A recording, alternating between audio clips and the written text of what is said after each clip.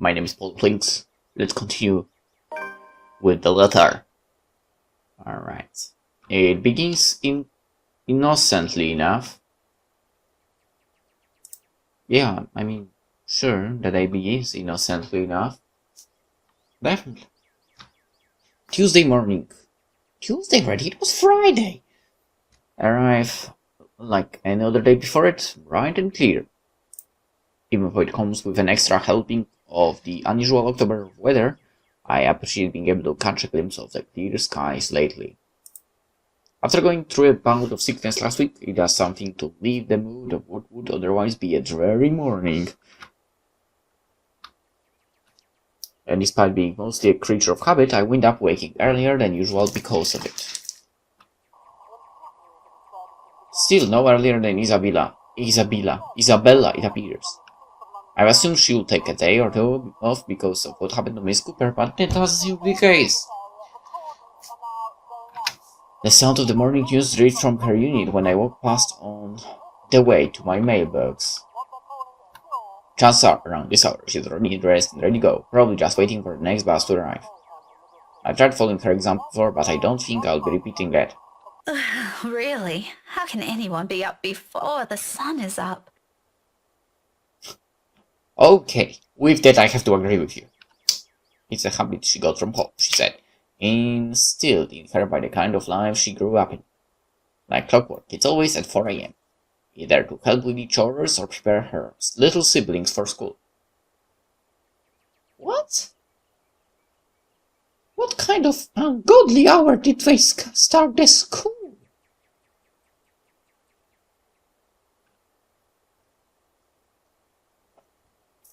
It surprised me the first time. She just didn't look like someone who could. In the end, I simply passed it off as one of the many things anyone would have to get used to around her. Not that I will fully understand. I'm my parents' only child. We aren't well off, but so far I have lived a relatively easy life.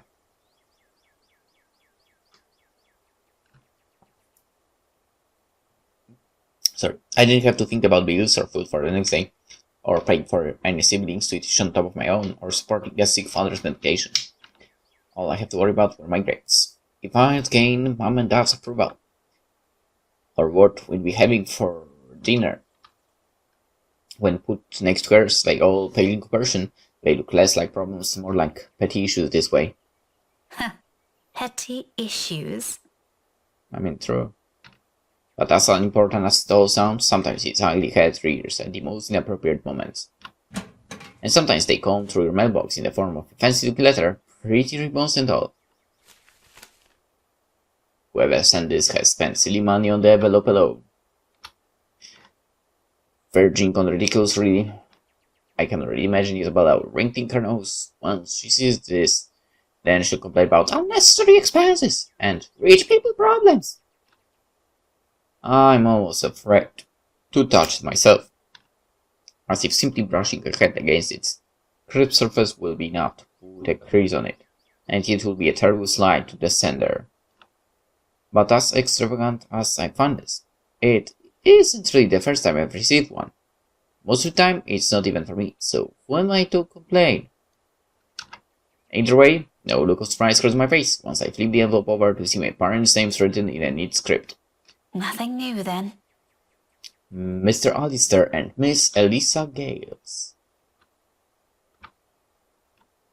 The years in the academy naturally brought with it various connections. People from other fields, art, science, business, politics, you name it. This one, fog, is of a much personal vibe.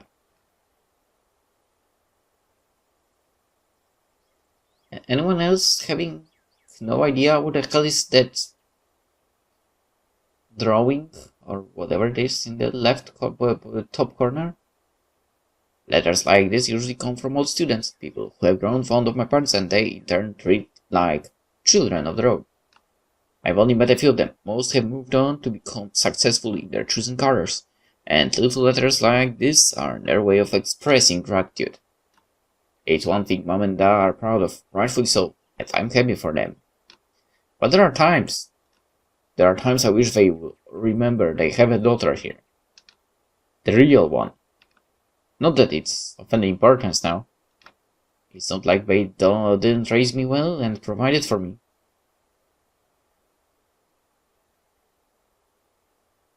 Also, you know what? I wish there was housing like that in my city. Anyway, they did. I would have been where I am now if it weren't for their hard work. And like a dutiful child, I do everything I can to give back. Even if it's a small thing, just letting them know they've got another mail waiting for them. Oh my god, she picked up the phone. This is the worst thing she could have done, probably. It will happen again. Every time she picks up the phone, something bad happens. The phone rings for a good minute before someone answers. Mom, her voice as warm as I remember. Becca? Right, I don't know if it was warm, but... Hi, Mum. How's the conference going? Well enough. Until your dad sprained his ankle. Oh no, is it bad? I'm alright. In case anyone in this family cares to listen, I'm alright. Very much alive, darling. And there you have it. He'll be up and walking in a few weeks, don't worry. We're going to have to extend our stay here until it heals, though. Is something the matter? Nothing big. Just that this mail arrived for you this morning. Thankfully, she does not. Although, if I'm going to be honest, a small part of me yearns for her to do so and ask me about it, but I put down that idea almost as soon as it surfaces. I should make the threat. They are busy. What does it say? Raise your glasses, give cheers to the good times, blah blah. Becca manners. That isn't how I taught you to read. Sorry. You are cordially... it's an invitation, Mum, for a housewarming party. From, Hannah? The name rings a bell, though at the moment I can't recall when or where I've heard it recently. It must be nothing too important if I didn't bother committing it to memory. There are a lot of Hannahs in the world, so who knows? Hannah. She also wrote you a note, Mum. It says you used to be her private tutor at the Evans mansion, and that she misses you and would love to see you two again. It makes my heart clench to read another openly say those words to them, the same ones I want to tell them. I want to see you too. It's been years since we've been together as family, and if there is one thing that hasn't changed from childhood, it's that Mom and Dad are still busy with their respective careers. Out of the country, away on some meeting or symposium, sometimes for months on end. It only grew more frequent with the years until I'm old enough to live on my own. I don't think that's how I become independent at such an early age. They've always praised me for that. At times I wish they didn't. Evans? Oh, I remember now. Honey, it's Hannah. Hannah Evans. Remember? Bright girl, 2 years older than Becca? Didn't she get married a few years ago? 7 now, I think. But, they grow up so fast, these kids. Yeah, she invited us to that too. Fonte de Medici. But we missed that one because you had to present your paper in Singapore. We did send her a note after. Still a shame we couldn't attend, though. What is it about this time? She sent another invite for a housewarming party. Becca, when is it? This Friday, Mum. Oh, that's too bad. We'd love to be there, but Da's not in a condition to go walking around. I guess we'd have to decline again. I really miss that girl. Don't you miss your own daughter, damn it? I could go in your place. I let it slip without thinking. Personally, I'll never be fond of gatherings, regardless of how simple the people make it seem. But if there is one thing I had hearing, that disappointed note in Mom's phone is always wrong first. Whether it is directed at me or some other thing doesn't matter. Are you sure? Don't you have work this Friday? I mean, housewarming parties are usually during the evenings, don't you think? The event will be in the evening, Mum. It shouldn't take anything away from my schedule. It's all right. The invite's for 2 people. I can bring someone with me so things don't get boring. I see. Maybe you can also invite Ashton? Mum, that's a sure no from him. He hates attending parties. But I'll see what I can do. If not, I can always bring Isabella with me. You know her. She won't say no if there's food involved. Okay, if it's not going to be a big problem for you, I don't see why not. We owe you this one, darling. No problem, Mum. I'll even say hi to Hannah for you. Please do. And let her know we'd love to see her once we're back in the city. Leave her our number or something. I will. But you know, the two of you would have become really good friends. Don't you remember? You met with her once. If my memory serves me right, you were 12 then? Yes, too, I can't recall. It's probably one of those meetings where we don't talk before going our ways. If she did leave an impression, I'm pretty sure I wouldn't have written about it somewhere, or at least recognized her name. As this, the only few people I remember clearly from that time in my life is Ashton. And Mandy? Who the hell is Mandy? To some extent. Who the hell is Mandy? Mom must have sensed my confusion because she laughs. Don't push yourself too hard, darling. I'm pushing myself hard right now because I have no freaking clue who in the world is Mandy. Really? It felt like having two daughters back then. Sometimes I wish they didn't send her away to boarding school. But, well, you know how often that goes with them. Wow, how must it feel that they say something like that about someone else's daughter? Wow.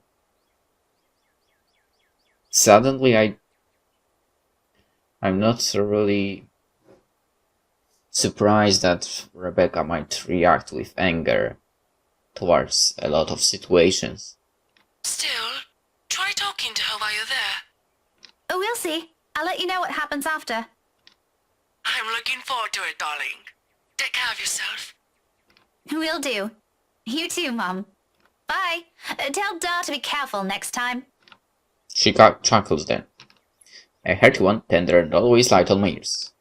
She may be a stern teacher, but this is the part of her I love the most. The sound of still echoes, even as our call comes to an abrupt end, bringing with it a memory from so many years ago. At least during this phone call, nothing weird appeared in Daria. Life and responsibilities that accompany adulthood are things far from our minds. If given the chance, I'd love to go back to those. I don't dwell on it for, shake it all away almost as soon as the memory forms a clear picture in my head.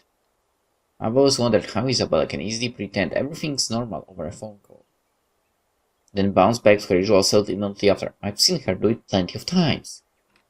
For me, it just drains whatever energy I have. And with a whole day of teaching still ahead of me, I can't afford to look exhausted in front of my students. Technically you can, I don't think they would mind. Even for a wee bit, it's never a good example to set. My god. Please don't scare me like that, woman. For a second I thought the freaking ghost appeared. That's... So with another sigh, I put everything at the back of my mind and tread back to my room. The rest of my day waits.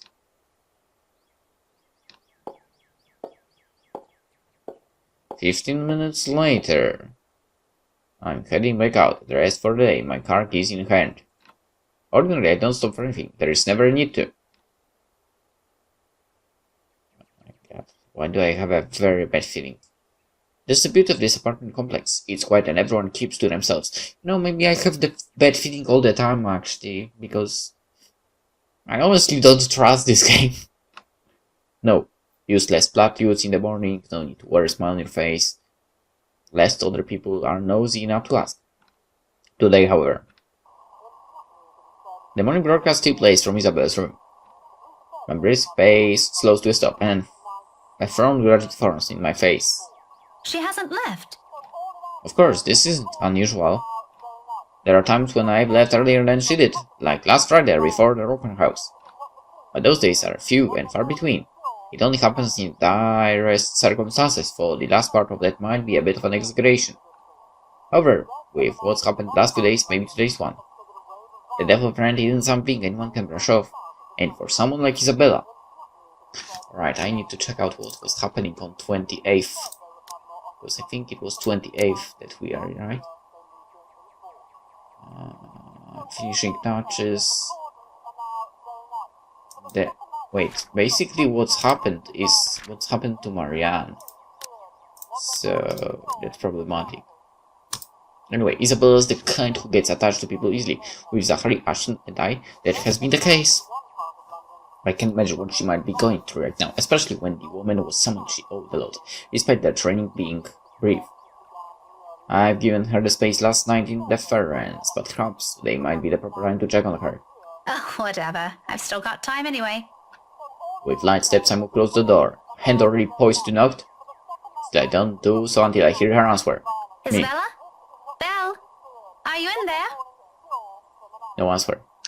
After a second, I find a knock, lightly so I don't disturb her in case she's sleeping and has merely left till the running last night. Never mind how she never lets it happen. Ever! Waste of electricity and all. I just want to check on you before I leave. Is that okay? Oh, just kick the door and enter. Are you going to work today? Belle? Still nothing. I'm about to leave. If you want, I can drop you off.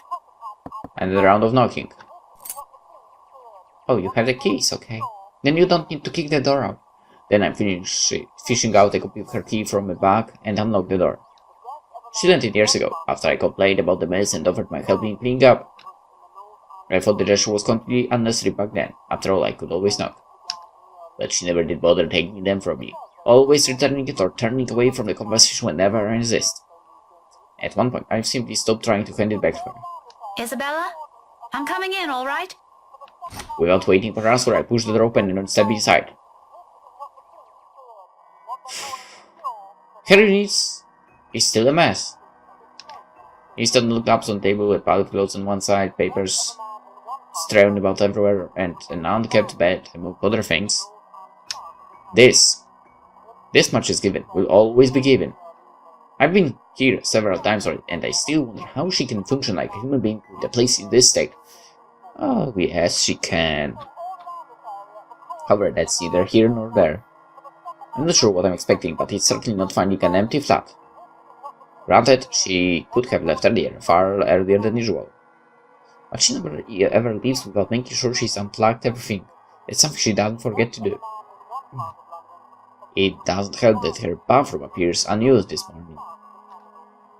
Another habit, and it can only mean she hasn't been here since last night? Perhaps even since the morning after Miss Cooper's death? Either idea doesn't sit well with me, what with the news we've been hearing lately. The authorities are still trying to find the cause of death for all the victims. Early investigation revealed most of them were employed under Briar Realty Corporation at the time of death. Meanwhile, BRC has refused to comment on this. Gathering my wits immediately, phone, place a call to her mobile. Oh my god, she picked up the phone again. This is going to... Oh, it's 25th, not 28th. Where I was looking for? Oh, of course, she's at Zahar's place. Rebecca has received Brown's invitation address to her parents this morning. After informing them about it, she checked Isabella's apartment and was shocked to find that she hadn't come home last night. It rings for a good minute, the sound of comfort in itself, but when another minute rolls by without her answering, well, I'm not the one prone to panicking. Sudden bouts of temper, maybe, but never panic despite how I may sound when speaking. And when it me goes straight to her voicemail, I sigh. A sigh is the only thing I let out. The pause doesn't last long, though. In the next moment, my fingers are already moving across the screen in search of the two people who might be able to help. It's Ashton's number I find first and dial. Cold habit, but even Isabella thinks he's dependable when the situation calls for it, despite how much they give each other grief. That already says a lot about him. There is Zachary, but around this hour he's probably still sleeping. If he has freelance work, it's very likely he's just gotten himself in bed. He's the last person I want to bother, if anything. The wait doesn't take long. Soon a click, then Ashton's voice echoes through the receiver. Rough and still heavy with sleep. He never did grow fond of mornings. Becca? Christ, what time is it? What's up? Not you, apparently. Good one. Did you call us early just to make that joke? I'm going back to sleep. important. Becca, stakeout last night. Make this quick. I still got a few hours before the chief bothers me. Sorry, I'll let you go back to sleep after. It's just that... Wait, you were on the stakeout last night? Did I say that? Shit. Forget I said that. Forget I said anything. Forget we had this conversation. So, you have no idea? About what? About what? I also have no idea why we're talking so early in the morning, so there's that. No, will you stop sleep talking or whatever for a second? Belle didn't come home last night. She's gone. Who? Isabella!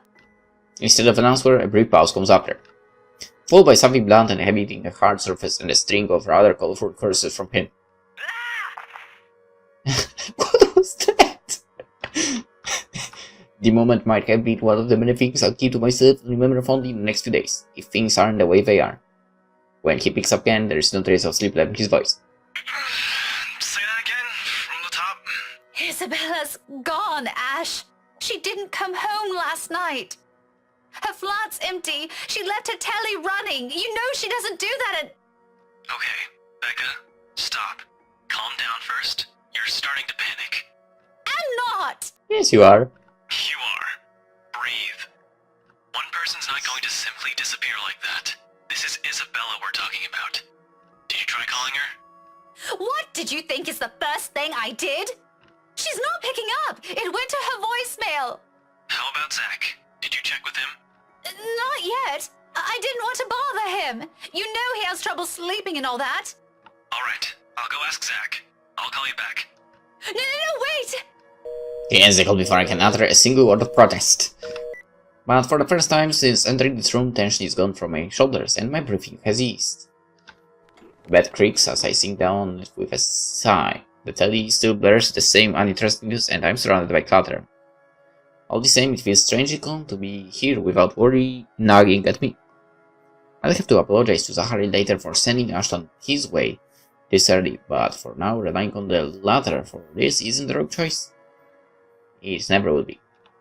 But something I won't ever doubt in him, much like his promises. And through his words, he calls back only a few minutes after the last one has ended. She's with Zach. Oh, I'm so glad to hear that. She could have at least sent a message last night. What are you, her mother? It's one thing to hear that from Isabella, but from Ashton. I don't want to hear anything like that from you. I'm serious. You've got to stop treating her like she's one of your students, Becca. You don't have to keep tabs on her every time. Last I checked, she's only 3 years younger than the two of us. That's almost a decade gap from those kids you're teaching, you know. Says the person who keeps calling her Scaredy Cat. That's not related at all. Anyway, I'll go check how she's doing. Don't stress yourself out. You go ahead to work. Wait, you? Don't you have a precinct to be at? Whatever happened to not treating her like one of my students? Because if anyone's going to ask me, I think you're doing the same thing. Zach said it's an emergency. Something happened last night. Emergency? He didn't put in those exact same words, but it sounded like it. Ash, what really happened? Is Isabella fine? She's alright. She's safe. Zach let her stay the night after she... Look, okay. Z-Man wasn't clear about it, but let me handle this. I'll check on her. I'll bring her home. It sounds like a lie if I've ever heard one. The sort where he omits things so people won't fret, and I'm not sure whether I should be happy he cares that much to do that. There shouldn't be a need for this between us, is there? We grew up together, didn't we? He knows I'm capable of at least hearing out the truth without it knowing at me for the rest of the day. He knows me better than that. I know him better than that. Frankly, there's plenty of other things to say about this. But despite and after all trouble he went through, with how things are moving at the moment, only one thought occurs to me. I can handle it. Sorry for the trouble!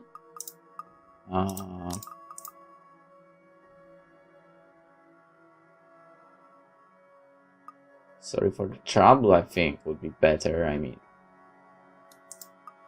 you called him, you woke him up, and yeah. I recognize his concern for what it is. It's not new for him to go out of his way for us, and to be honest, this is what I love about him. As much as I would have loved to take this off his hands, it would only be selfish of me to insist, considering he knows my other commitments. To do so feels like I'll be trampling on that kindness he seldom offers to anyone. Sorry for putting you up to this. Yes! Points went up. Alright. We are back in the game. Don't mention it. You've got other things you need to worry about. Take care of those first. Alright, so Isabella is... Oh, she's above here. Yes! I'm a god. Not really, but... Alright, so Isabella is basically good with everyone. Hannah and Luke are exceptions. They are like barely there on like border. Hannah is good with everyone except kind of Rebecca and Ashton. Zachary, well, he's good with everyone, but not Marianne and Luke, kind of. Marianne is good with everyone but not Zachary, Rebecca and Ashton, who she technically didn't have that much contact of with. And Rebecca is good with everyone right now.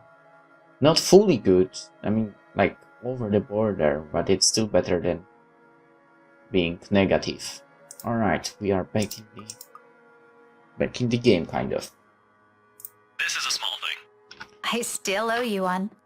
Oh, I can name a few things you can do about that. Eh? You know, there's this ice cream shop that opened near the movie house. I could use. Okay, let's stop right there. That's enough. On second thought, maybe I'll just think about it some other time. Harsh. You just blew up your chance, Rebecca. We both laugh. They sound lighter and more comfortable. Like the old days, when a wayward 26-year-old is at the bottom of the list we need to worry about.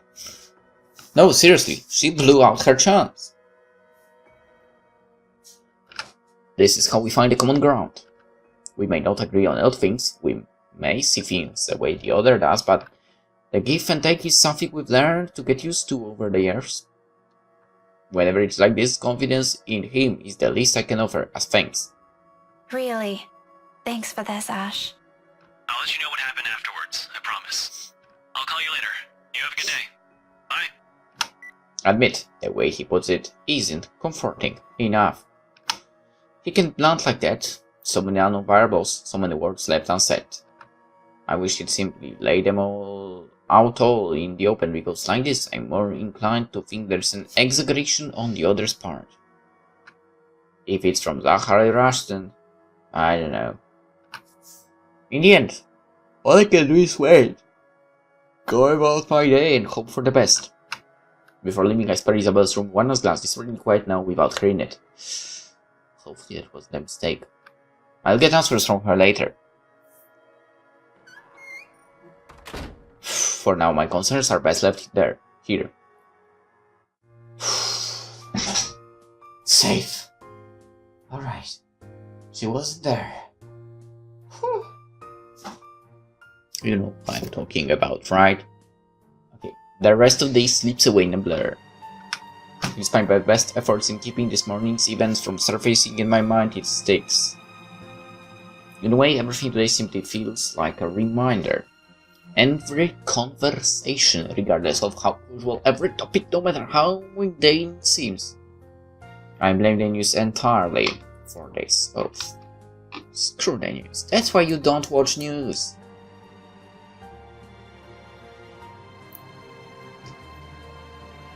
You read them later. Like, really later.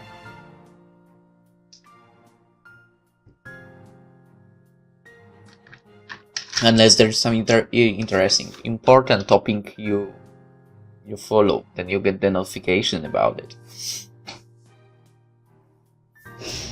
That's how it works, kind of. Okay, recent happenings brought quite a few interesting stories to everyone's attention, mostly superstitious talk of death. Okay. Really? Really, Rebecca? You still think it's superstitious? And when locals talk about death here, anyone can sure as hell count on someone bringing up that mansion Isabella sold not a few weeks ago. I mean, technically it was like 3 days ago. Even my own students won't stop yapping about it. I think it's even worse than when it was put back up in the market. Now, there are more stories. If this is the world reminding me of what matters simply because the atmosphere around this time of the year calls for it, I'd rather take the latter. At least then I can be sure people will forget about it and in favor of another set of holidays after. Nevertheless, and this may be a painful thing to admit, but listening to them is a pleasant distraction while waiting for Ashton's call. I hope he didn't forget. His school day is about to end soon. No, that's got nothing with what I heard. You always hear stuff. I'm not sure if half of them is even real. No, really. Rowan knows about it. He used to be in the same class with them. I can hear you from back here, you know. Whatever, Rowan. Anyway, the story goes like this. There were 3 of them. They entered the mansion on a dare, and they were all never seen again. I knew it!